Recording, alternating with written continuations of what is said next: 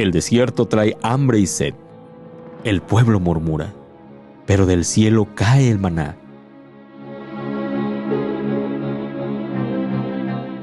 Y del suelo seco brota agua. Dios no solo abre caminos, también los sostiene. La fidelidad divina alimenta cada paso del camino. Tu partes el mar, tú enciendes la nube y el fuego, tú haces temblar al orgullo del faraón. Eres el Dios que salva, nuestro libertador. Hoy levantamos manos, tú eres Señor.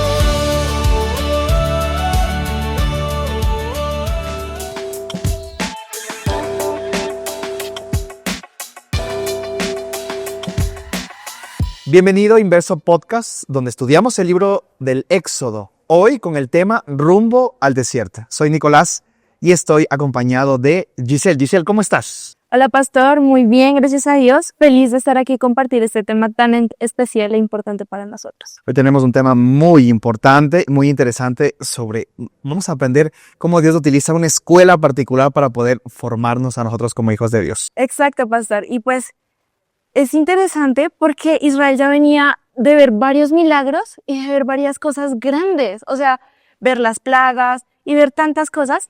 Pero aquí es donde llegamos a una pregunta y es, pastor, ¿usted cuál me diría que ha sido su mayor milagro? Mire que cuando estaba estudiando en universidad, si bien es cierto que mis padres me apoyaban una parte, pero había en otros momentos en donde tenía que conseguir para mi semestre. Y fue en esos momentos en donde para mí no era fácil, porque yo sabía que si me retrasaba un semestre, tal vez todo lo que yo tenía pensado pues se iba a desmoronar. Y te puedo decir algo, especialmente en pandemia. Pasó pandemia y entonces yo no podía regresar a casa y necesitaba regresar a casa. Y fue en cuestión de una hora en donde conseguí un vuelo humanitario que me llevaba a Ecuador. Recibí a mi cuenta bancaria el valor del pasaje y recibí en mi cuenta bancaria el valor de mi semestre. De por lo menos 2 valores no tengo en cuenta quién lo hizo, pero lo que sí puedo decirte que fue un ángel de Dios y eso fue un milagro. Es una de las cosas que más me impresionó. O sea, en cuestión de una hora tenía todo y en cuestión de días estaba en mi casa con mi familia resguardándome del famoso coronavirus. Ese fue un milagro que hasta ahora lo recuerdo y considero que fue una de las experiencias más importantes y significativas de fe que Dios me ha regalado en mi vida. Es importante, pastor, y eso podríamos también llamarlo una victoria, ¿no? Y de hecho, pues viene Israel de victoria, o sea, pasando por una victoria, o sea, lograron ser libres, habían salido. Lo más difícil. Sí, o sea, realmente, y pues el Señor movió todo para que ellos fueran libres, ¿no? Entonces, pues también vemos de que las victorias también nos pueden llevar a situaciones o a situaciones confusas y difíciles, que es a lo que vamos a hablar ahorita mismo. Giselle, lo más interesante de todo esto es que el pueblo de Israel venía de salir de la Pascua, venía también de salir de la esclavitud y de ser libres. Uno pensaría, la fe del pueblo de Israel tuvo que haber estado por los cielos. Pero aquí, en lo que vamos a estudiar ahora, vamos a ver a un pueblo que todavía estaba muy endeble espiritualmente. Éxodo 14:10 nos menciona que el faraón se acercó hacia ellos, porque el faraón se arrepintió y dijo, ¿qué hice yo? Se acercó a ellos. Los hijos de Israel alzaron sus ojos y he aquí que los egipcios venían tras ellos, por lo que los hijos de Israel temieron en gran manera. Ese pueblo, Giselle, que tenía confianza, que había alabado a Dios por esa liberación, ahora estaba con temor. ¿Cómo lo ves? Es que es tremendo, pastor, porque de hecho la escritora Elena de White, ella nombra de que era mucho más fácil o el camino era más corto si Israel decidía pasar por el medio de tierra filistea, pero el Señor sabía que no, o sea, que ellos no estaban preparados, o sea, inclusive Dios sabía que aunque su fe ahorita había tenido un alto, o sea, como que vamos bien, sí, ya somos libres, pero Dios sabía que si pasaban por algunas pruebas, no le van a soportar, y Él aún así, Él entiende, y Él como que, ok, no te voy a permitir que pases por algo que no puedas soportar. Duro la situación que estaba pasando por Israel, por supuesto. Y es ahí donde tanto Moisés como el pueblo de Israel empiezan a jugar un papel importante, porque aún Moisés dijo, bueno, Señor, ¿qué hago? Entonces era como el juego de la papa quemada, como le llaman en algunos lugares, donde se transmitía una información y la otra persona pues transmitía otra información y se llevaba con otra información totalmente diferente. Y eso fue lo que estaba pasando con el pueblo de Israel. Mira lo que ocurre después. En Éxodo 14:15 dice la Biblia que y Jehová dijo a Moisés, ¿por qué clamas a mí? Di a los hijos de Israel que marchen. En esos momentos en donde ellos se sentían abandonados, fue donde Dios les dijo, ya están aquí, solo tienen que marchar. Y Señor, ¿dónde? ¿Para dónde? Nos vamos aquí, hay Faraón, nos vamos para acá, hay esto. Entonces, esa respuesta de Dios como que parece no tener mucho sentido para ellos en ese momento. No me mires a mí, Moisés, Dios dice, Moisés, a mí no me digas nada, diles que marchen y ya. No me preguntes cómo, solo quiero que obedezcan. En ese momento donde más se sentían abandonados, Giselle, es donde Dios manifiesta su gloria. Es que incluso, pastor, o sea, ellos en ese momento pues tenían el temor de uno volver a ser esclavizados y todo el tema. Y entonces vienen y, o sea, el Señor solamente les dice como tienes que dar ese pasito de fe. O sea, yo ya les dije qué es lo que tenían que hacer. Ustedes solamente tienen que caminar. Y a veces también si los llevamos a nuestra vida como cristianos, a veces nosotros nos quedamos dando vueltas y vueltas sobre algunas situaciones y nosotros, o sea, nos frenamos. No somos como que, Señor, si usted ya me dijo que haga esto, tengo que hacerlo. Entonces mira que la historia sigue, ya lo hemos estudiado en la lección. Dios hace maravillas, Dios hace proezas, abre el mar rojo, sana las aguas de Mara, mejor dicho, todo. Y ahora ellos se encuentran en la linda escuela del desierto. Se encuentran en un lugar donde para algunos empezaron a decir, era mejor como estábamos antes, porque es que antes teníamos pues por lo menos comida y teníamos muchas cosas. Y es ahí entonces, Giselle, donde Dios va a llevarlos a ellos a entender la experiencia a través del desierto. ¿Cómo o cuál tú crees que es el propósito de Dios? Al introducirnos en esas experiencias a través del desierto, donde no hay nada, donde parece ser que el ambiente ni siquiera es propicio para poder tener un lugar donde habitar. Pues pastor, yo llegué a una conclusión pues mientras realizaba este estudio y es de que como cristianos somos prueba dependientes, es decir, necesitamos ser probados. Nosotros si no tenemos pruebas, nuestra vida espiritual no va a crecer. Nuestra confianza en nuestra relación con Dios no va a crecer. Y es lo que pasaba con Israel. Israel venía de 400 años aproximadamente de esclavitud, donde se les había olvidado quién era su Dios. Y a pesar de que habían visto algunas representaciones y muestras del poder de Dios, no lo conocían. Entonces viene Dios y les dice, ok, te voy a llevar a la escuela. El lugar que se supone, porque el desierto es un lugar, o sea, terriblemente extremo, en el sentido de que no hay agua, no hay comida, no hay protección del sol, no hay absolutamente nada, y el lugar pareciera como si estuviera diseñado para matarme. O sea, literal, o sea, yo creo que el pueblo de Israel decía como que, wow, o sea, nos vamos a morir acá, ¿sí? Pero lo increíble de todo este asunto es de que Dios dice, ok, lo que está diseñado para matarte, yo lo voy a transformar para que sea el lugar que te va a enseñar a crecer y a madurar espiritualmente. Es una palabra muy importante, madurez espiritual. Nosotros creemos muchas veces que de acuerdo al tiempo en que estoy en la iglesia, entonces ya no necesito de Dios, ya mi vida espiritual está perfecta. Y utilizo como cosas como, no, ya eso ya no necesito, orar, no, eso ya no va conmigo, yo lloré mucho tiempo.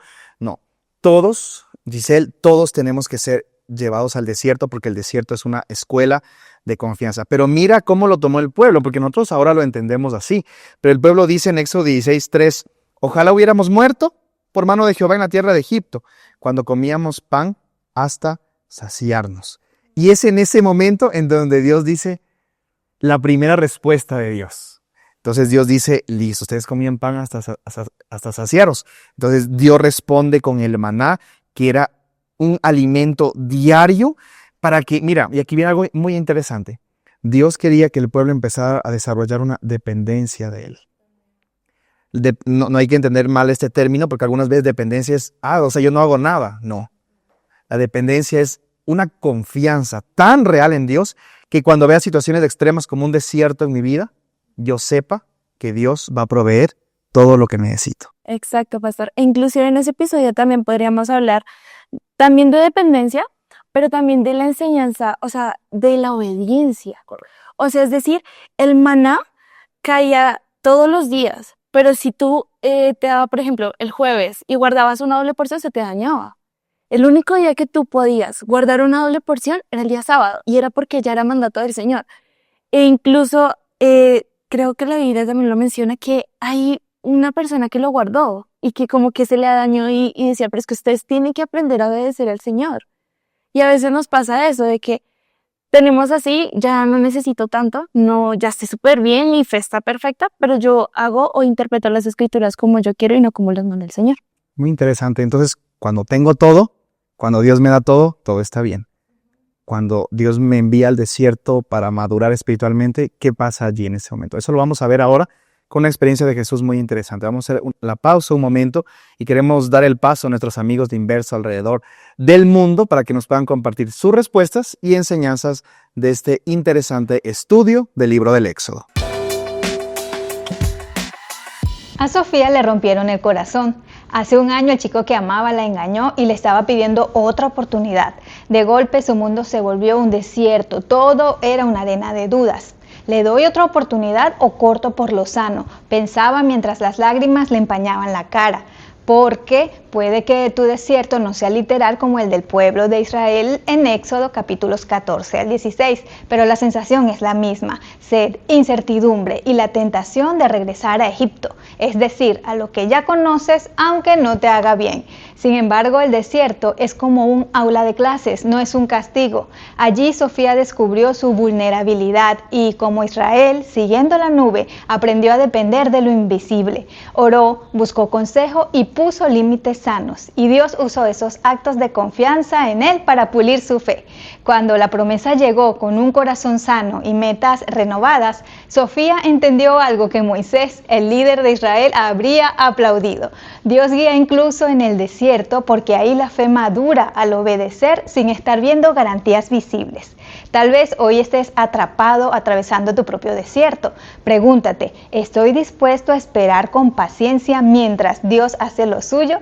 Si tu respuesta es sí, mantén la mirada en la nube. Las promesas están allí, del otro lado de la arena. Un saludo para todos los amigos de Inverso. Yo soy Noé Belandria y soy de Venezuela. Hasta la próxima. Muchas gracias por tu respuesta. De hecho, pastor, mientras yo estaba escuchando esto, recordé este concepto o el precepto de que Dios fortalece nuestra dependencia de lo invisible.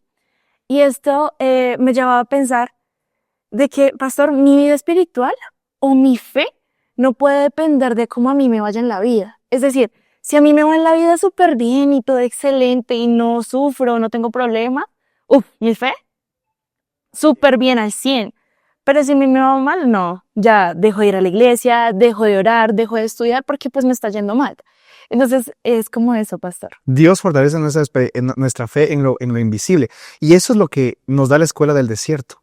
Cuando no tenemos nada a nuestro alrededor, cuando no vemos nada, ¿cómo actuamos? Esa es la gran pregunta. ¿Cómo actuamos? ¿Cómo es nuestra manera de actuar?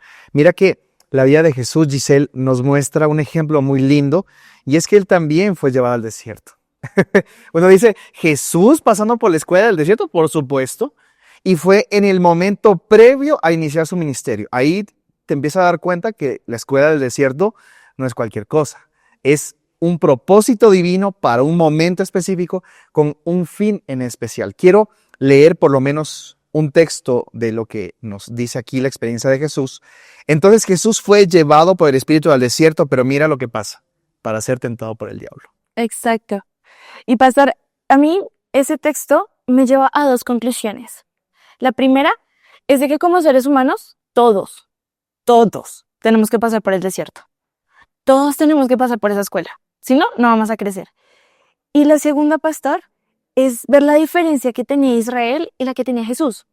Porque los dos pasaron por el desierto, sí, efectivamente, pero, es como lo afrontaron. Porque cuando Israel lo afrontó, Israel empezó, pero es que teníamos un mejor lugar donde morirnos, teníamos carne, teníamos tal cosa, pero viene Jesús y Jesús solamente lo toma, es como, ok, yo entiendo que tengo que pasar por esto y lo asumo confiando en Dios. Entonces, pues... Mira que después de que Jesús pasó por el desierto, su vida fue totalmente diferente, maduro espiritualmente, porque ahí hubo por lo menos 3 tentaciones súper difíciles que tenían que ver aún con su soberanía, con el hecho de ser el Hijo de Dios, pero Jesús se mantuvo firme.